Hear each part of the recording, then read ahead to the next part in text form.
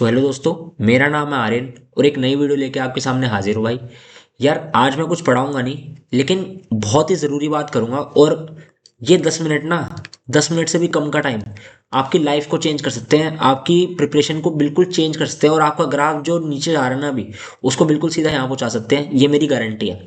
इस वीडियो में बात करेंगे यार कि बहुत सारे बच्चों का एक वो है कि यार 1.5 साल हो गए, 2 साल हो गए, 3 साल हो गए, फिर भी सिलेक्शन क्यों नहीं। यार एक बच्चा है और एक आप हो, ये 8 घंटे पढ़ रहा है, आप भी 8 घंटे पढ़ रहे हो, लेकिन इसका सिलेक्शन क्यों हो रहा है, आपका क्यों नहीं हो रहा। हर बच्चे का ये है यार, हमारे साथ एक बच्चा पढ़ता था, वो भी मेरे साथ जितना मैं पढ़ता था उतना ही वो पढ़ता था, लेकिन उसका सिलेक्शन हो गया, मेरा क्यों नहीं हुआ। इस वीडियो में बात करेंगे ऐसी आपकी 5 से 6 गलतियां जो आप कर रहे हो, जो आपको सिलेक्शन से दूर कर रही हैं। और इसको अगर आपने जो गलतियों को अगर आपने एनालाइज करके ठीक करने लग जाओगे ना, तो ये जो आप यहाँ हो ना, आप यहाँ होगे, ये मेरी गारंटी है। ठीक है, बिल्कुल बिना टाइम वेस्ट करें वीडियो में आते हैं। आपको कुछ गलतियां बताता हूँ, क्या पता आपका मेहनत सही हो लेकिन तरीका गलत हो। ठीक है, उन तरीकों के बारे में भी बात करेंगे। सबसे पहली गलती जो आप कर रहे हो, एक साथ बहुत सारे एग्जाम्स टारगेट कर रहे हैं। मैं आपको बताता हूँ, एक बच्चा है, उसको सीजीएल भी क्रैक करना है, सीएचएसएल भी क्रैक करना है, सीपीओ भी क्रैक करना है, दिल्ली पुलिस भी क्रैक करना है, एम्स का पेपर भी देगा वो डीडीए का पेपर भी दे रहा है यार, एमटीएस का भी दे रहा है। एक बच्चे के अगर इतने सारे टारगेट होंगे तो वो किस किस के पीछे भागेगा। मान लो मैं एक XYZ स्टूडेंट हूँ, मेरा पेपर मुझे पता है, मेरे पास 6 मंथ्स हैं अभी, और सीजीएल का मेरा पेपर है। ठीक है, अब मैं बीच में DSSB का पेपर ही भर दे रहा हूँ, फिर बीच में एमटीएस का पेपर भी दे रहा हूँ। क्या आपको नहीं लग रहा कि अपने गोल से मैं दूर हो जा रहा हूँ। क्यों? क्योंकि यार सबका देखो, मानता हूँ मैं सिलेबस सबका सेम है, लेकिन ये आप मानते हो कि सबका पैटर्न अलग है बिल्कुल। अब मान लो मैं सीजीएल की तैयारी कर रहा हूँ, मेरा 4 फरवरी को इस बारी एमटीएस का पेपर है, तो ये नहीं लगता आपको, कहाँ मैं मैथ्स की प्रैक्टिस अच्छे से कर रहा था, लेकिन इसमें तो भाई मुझे इंग्लिश और जीके फोकस करना है, तो मेरा क्या ध्यान भटकेगा या नहीं भटकेगा, आप खुद बताओ। चलो ठीक है, ये भी हो गया। बीच में फिर मैं दिल्ली पुलिस ही भर दूंगा, फिर दिल्ली पुलिस में अगर मेरा हो जाएगा, फिर मैं फिजिकल को दे दूंगा। 1 से 1.5 महीना दोगे ना, 1 से 1.5 महीना आप फिजिकल को दोगे नहीं दोगे, उसमें आपका टाइम वेस्ट होगा। फिर सीपीओ आ जाए, एम्स आ जाए, डीडी आ जाए, सबका मैं अलग अलग पढ़ूंगा। इससे बढ़िया आप, ठीक है आप पेपर दे सकते हो, लेकिन टारगेट आप हमेशा एक को लेके चलो। जैसे बच्चा एक होता है मेन जो है इंडिया में, बच्चे का एक टारगेट होता है एसएससी वाले का कि सीजीएल। अगर आप स्टेनो के एस्पिरेंट्स हो तो एक ही टारगेट रखो, स्टेनो। ठीक है, एसएससी स्टेनो, बस बात खत्म। एक टारगेट लेके चलो एग्जाम का अपने हिसाब से। अगर आपको लग रहा है मेरी इंग्लिश वीक है, तो आप रेलवे की तरफ जा सकते हो। अगर आपको लग रहा है कि मेरी मैथ्स वीक है, तो आप स्टेनो वाले एग्जाम्स की प्रिपरेशन कर सकते हो, वो आपके ऊपर है। ये चीज़ पहली गलती होगी, बहुत सारे एग्जाम्स टारगेट करना। हाँ, बहुत सारे एग्जाम्स आप दे सकते हो, लेकिन टारगेट आपका एक ही एग्जाम होना चाहिए। ठीक है, या सीजीएल हो गया, या रेलवे, स्टेनो, या कोई स्टेट एग्जाम्स हो गए, एम्स हो गया, डीडीए का एग्जाम हो गया। अगर पुलिस के देना चाहते हो, खाली दिल्ली पुलिस, यूपी पुलिस, ये सब हो गए। ठीक है, वो आपकी मर्जी है, टारगेट एक ही एग्जाम को लेकर चलो, पहली चीज। दूसरी चीज, मॉक देना लेकिन एनालिसिस नहीं करना। सबसे बड़ी गलती, 95% बच्चों की यही गलती आ जाएगी, और यहीं से वो अपने आप को रिलेट कर लेगा कि हाँ यार, मैं मॉक तो दे रहा हूँ लेकिन एनालाइज नहीं कर रहा। मान लो मैंने, अब मैं एक और एग्जाम्पल देता हूँ। एक ये बच्चा है और एक ये बच्चा है, ये हफ्ते में 7 दिन मॉक देता है भाई, 7 दिन मॉक देता है हफ्ते में। ये बच्चा हफ्ते में खाली एक ही मॉक देता है, इसके रेगुलर जो मार्क्स बन रहे हैं वो 170 प्लस बन रहे हैं, और ये बच्चा 130 पे ही अटका हुआ है। क्यों अटका हुआ है? क्योंकि ये देखो, ये कर रहा है अपने एक मॉक देने के बाद एनालाइज कर रहा है उसको। मान लो 1 घंटे का मॉक है ना, तो वो 2 घंटे एनालाइज करने में नहीं लगा रहा है, वो डबल टाइम लगा रहा है एनालाइज करने में कि कहाँ मेरी गलती हुई, कहाँ मेरे वीक पॉइंट्स है, वो उस पर काम कर रहा है। ये बंदा 7 दिन मॉक दे रहा है, बस मॉक मॉक दिया, खोला मॉक, खत्म करा, चलो खत्म, फिर दूसरा पढ़ने लग जाएगा। फिर अगले दिन आया, फिर मॉक दिया, फिर दूसरा पढ़ने लग जाएगा, खत्म। भाई कुछ फायदा नहीं है, जब तक आप एनालाइज नहीं करोगे ना मॉक को, तब तक मॉक देने का फायदा नहीं है। Mock acts as a mirror, ये एक शीशा है, आपको आपकी शक्ल दिखा रहा है, आपका सब कुछ दिखा रहा है कि ये आपकी गलती है, ये प्रॉब्लम है, ये आपके पिंपल हो रखा है, इसको ठीक करना है। ये कोई भी चीज़ है, ठीक है, ये चीज़ आपको आईना ये चीज़ दिखाता है ना, वैसे ही मॉक आपको ये चीज़ दिखा रहा है कि भाई तेरे में मैथ्स वीक है, तेरा मान ले XYZ परसेंटेज वीक है, तू SICI पे फोकस मत कर, अभी तेरा SICI स्ट्रांग है, तो परसेंटेज पे फोकस कर। ये चीज़ आपको मॉक ही बताएगा, और कुछ चीज़ नहीं बता पाएगी, और मॉक को भी एनालाइज करोगे तभी पता चलेगा ये चीज़। ठीक है, ये चीज़ होगी अगली प्रॉब्लम, मॉक को एनालाइज नहीं करना। अगली चीज़, वीक टॉपिक से बार बार भागना। चलो मैं एक एग्जांपल देता हूँ। मान लो, और ये एग्जांपल क्या है, तो बहुत सारे बच्चों की सच्चाई है कि उनकी ज्योमेट्री वीक होती है। ठीक है, अब मुझे बताइए पेपर में आनी है। अगर मैं सीजीएल का पेपर दूंगा, सीएचएसएल का एग्जाम दूंगा, सीपीओ का दूंगा, यहाँ पर 3 से 4 क्वेश्चन मुझे ज्योमेट्री के मिलेंगे ही मिलेंगे, लेकिन मैं तब भी नहीं कर रहा है ज्योमेट्री, तो ये सबसे बड़ी मूर्खता है भाई। ठीक है, इससे बड़ी मूर्खता कुछ नहीं हो सकती कि हमें पता हो वीक टॉपिक्स हमारे ये है, तब भी उस पर काम नहीं करना।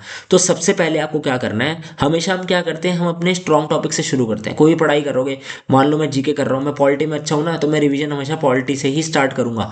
मैं आर्टिकल पढ़ने लग जाऊंगा, सब कुछ पढ़ने लग जाऊंगा, लेकिन ये तो मुझे पहले से ही आते हैं। मेरे को पढ़ना क्या है, मेरे को वो चीज़ पढ़नी है, जैसे मुझे मान लो फंडामेंटल ड्यूटीज याद नहीं है, तो मैं इस पे ज़्यादा फोकस करें हम बच्चा, ना कि जो आता है आर्टिकल्स उससे फोकस ना करें। ये चीज़ मैं आपको बताना चाह रहा हूँ, वीक टॉपिक्स को ज़्यादा प्रायोरिटी देनी है, उससे भागना नहीं है। उससे भागते रहोगे वो आपको भगाएगा एक दिन, ये गारंटी है भाई।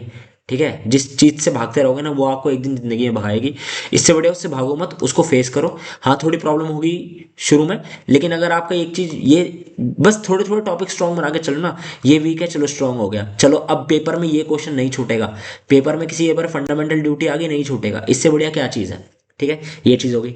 अगला, मंथ्स तक वही स्ट्रैटेजी रिपीट करना। यार मान लो आप 2024 में तैयारी कर रहे थे, आपका सिलेक्शन नहीं हुआ, 2025 में करा, आपका सिलेक्शन नहीं हुआ, 2026 में अगर वही सेम हरकतें करोगे ना जो इन दोनों साल करी, तो इस साल भी, कड़वा है लेकिन सच है, इस साल भी सिलेक्शन नहीं होगा। आपको अपनी स्ट्रैटेजीज में चेंज लाना पड़ेगा। आपको लग रहा है कि यार मैंने पूरी मेहनत करी तब भी इन साल नहीं हुआ, दोनों सालों में, तो यार कोई ना कोई आपकी गलती होगी स्ट्रैटेजी में, आप गलत टाइम दे रहे होंगे, आप स्ट्रैटेजी सही से नहीं बना रहे होंगे। तो आपको अपने हिसाब से कस्टमाइज करनी है अपनी स्ट्रैटेजी। ये नहीं कि मेरी सुन ली या यूट्यूब पे किसी को खोल के देख लिया, किसी टॉपर का देख ली स्ट्रैटेजी, नहीं। आप अपने हिसाब से अपनी स्ट्रैटेजी खुद बनाओ कि हाँ यार मेरे को इतना time X Y Z subject में देना है, 2 से 3 घंटे, मैं 2 से 3 घंटे इसमें दूंगा। अच्छा मैं रीजनिंग है, हल्का सब्जेक्ट है, मैं 1 घंटा ही दूंगा। इंग्लिश मेरी अच्छी है, स्ट्रांग है, उसे मैं 2 घंटे दूंगा खाली। मैथ्स मेरी बहुत वीक है तो उसको मैं 4 से 5 घंटे दूंगा। ये चीज़ आपको खुद से कस्टमाइज करनी पड़ेगी, कोई दूसरा नहीं बता सकता। ठीक है, आपको या तो कुछ मेंटर रखना पड़ेगा अपने साथ, ठीक है भाई, या तो फिर अपने आप से आपको करना पड़ेगा। ठीक है, ये चीज़ होगी आपकी। अगली चीज़, रिवीजन को टालते रहना, मेन पॉइंट। ये भी प्रॉब्लम सबको होती है। यार मैंने क्या करा, आज मैंने पॉलिटी में ना आर्टिकल्स पढ़े, ठीक है, मैंने परमार सर का लेक्चर देखा आर्टिकल्स का, मैंने पढ़ लिए। अब मैं क्या कर रहा हूँ, अगले दिन फिर आया, अगले दिन मैं फंडामेंटल ड्यूटीज पढ़ने लग गया। ये सबसे बड़ी गलती है भाई, ये गलती आपको नहीं करनी है। बल्कि आपको क्या करना है, आपने एक दिन आर्टिकल्स पढ़े, या तो आप सेम डे रात में जाके उसको रिवाइज करो, या फिर अगले दिन ये चीज करने से पहले आप इसको पहले रिवाइज करेंगे, देन आप नेक्स्ट चैप्टर पे आएंगे, नेक्स्ट टॉपिक पे आएंगे, फंडामेंटल ड्यूटीज पे।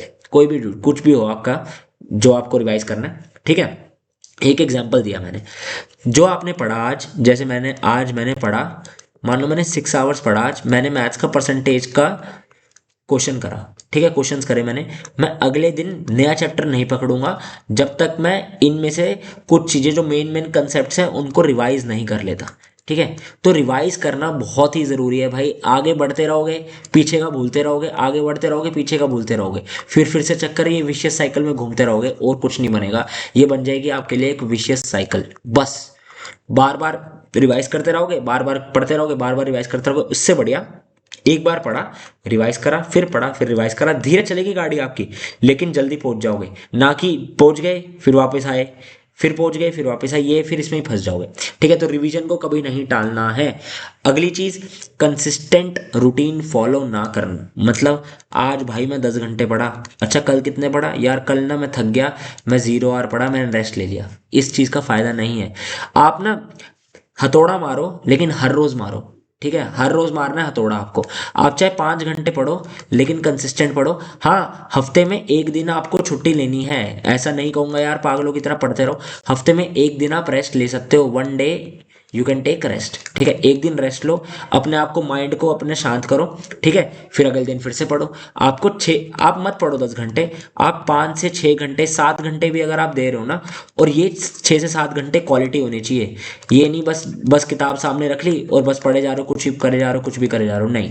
क्वालिटी, अगर क्वालिटी आपको लग रहा है क्वालिटी है मेरे 4 से 5 घंटे भी क्वालिटी हो रही है ना, तो आप 4 से 5 घंटे पढ़ो। क्योंकि हर बंदे का जो सिस्टम है अलग है, किसी बंदे को जल्दी समझ आता है, किसी बंदे को स्लो समझ आता है। अगर आपको लग रहा है मेरे को ज़्यादा पढ़ने की ज़रूरत है, मुझे नहीं समझ आ रहा, तो आप 7 से 8 घंटे दो। अगर आपको लग रहा है मेरे लिए 6 से 7 घंटे भी सफिशिएंट है, ठीक है। अगर वो भी लग रहा है कि मैं इस परिस्थिति में हूँ कि मेरा सब कुछ हो चुका है, बस मुझे मॉक देने की ज़रूरत है, तो आप 4 से 5 घंटे दो। ठीक है, वो आपके ऊपर है, कस्टमाइजेबल है। कोई बच्चे को 10 घंटे में समझ आती है, कुछ बच्चों को 6 घंटे में भी समझ आती है, वो आपके ऊपर है बिल्कुल। ठीक है भाई। अगली और लास्ट चीज, गलत सोर्सेज फॉलो करना। ये गलती आपने बिल्कुल करी ही करी होगी। मैं आपको एग्जांपल देता हूँ, मैं पढ़ने जाता हूँ ना, तो वहां पर एक बच्चे ने कहा यार मैं तो जयदीप सर से पढ़ता हूँ, मुझे ना इंग्लिश वाले जयदीप सर का सब समझ आता है, लेकिन ना एक बच्चे किसी ने मुझे कहा कि ये बहुत बेकार पढ़ाते हैं, तो यार मैं फिर इनसे पढ़ना छोड़ रहा हूँ। यार भाई, मैं बताता हूँ, मैं एग्जांपल देता हूँ आपको, इसको मिटाओ, मैं आपको सब कुछ बिल्कुल ध्यान से समझाऊंगा, ठीक है, देखना।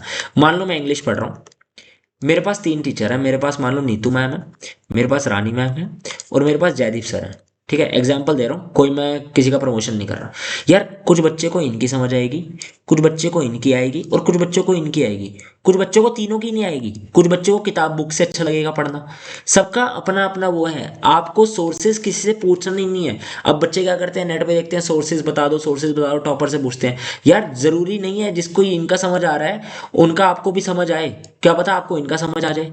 कोई ज़रूरी नहीं है, आपको जो सोर्सेज हैं अपने, वो अपने हिसाब से देखने हैं, आपसे अपने हिसाब से कस्टमाइज करना है इनको। ठीक है, क्या पता कोई नया टीचर आया हो उसकी समझ आ जाए, क्या पता अगर कल को मैं पढ़ाऊँ आपको मेरी समझ आ जाए, इन सब की समझना है। ठीक है, तो ये चीज़ अपने हिसाब से आपको सोर्सेज, आपको वही सोर्सेज करने हैं, कोई फालतू की चीज़ नहीं करनी। एक तो पीडीएफ के पीछे नहीं भागना, पीडीएफ इकट्ठी नहीं करनी, कुछ नहीं मिलने वाला। सोर्सेज आपको लिमिटेड रखने हैं, हमेशा सोर्सेज को अपने लिमिटेड रखो। इतने ही सोर्सेज रखो जिनको आप रिवाइज कर सको।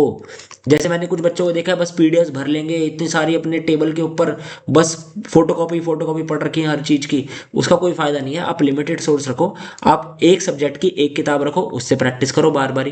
ठीक है, ना कि एक सब्जेक्ट की आप 4 4 5 5 किताबें खरीद रहे हो। ठीक है भाई, ये अब मैंने इस वीडियो में आपको क्या बताया, इस वीडियो में मैंने बताया आपको 7 सिली मिस्टेक्स जो आपने 2025 या उससे पहले ज़रूर करी होगी। और अगर आपको भाई 2026 में एग्जाम क्लियर करना है ना, तो इन चीज़ों को छोड़ देना, जितनी मैंने गलतियां बताई है, तभी क्लियर कर पाओगे, नहीं तो 2027 के लिए रेडी रहो। 2027 का जब तैयारी करोगे तब तो आना फिर। ठीक है भाई, ये कड़वा सच है लेकिन यही है। आपको पुरानी गलतियां, आप कुछ गलत कर रहे हो तभी वो चीज़ें चेंज करनी ही पड़ेगी, नहीं तो सिलेक्शन हो जाता। ठीक है, तो भाई यही था इस वीडियो में। अगर आपको लाइफ में कुछ भी इम्पैक्ट डाला हो ना इस वीडियो में, तो भाई कमेंट सेक्शन में ज़रूर बताना। ठीक है, इस वीडियो को लाइक कर देना ज़रूर भाई। ठीक है, और सब्सक्राइब कर देना चैनल को ऐसे ही कंटेंट के लिए। तो मिलते हैं भाई अगली वीडियो में, till then take care, good bye.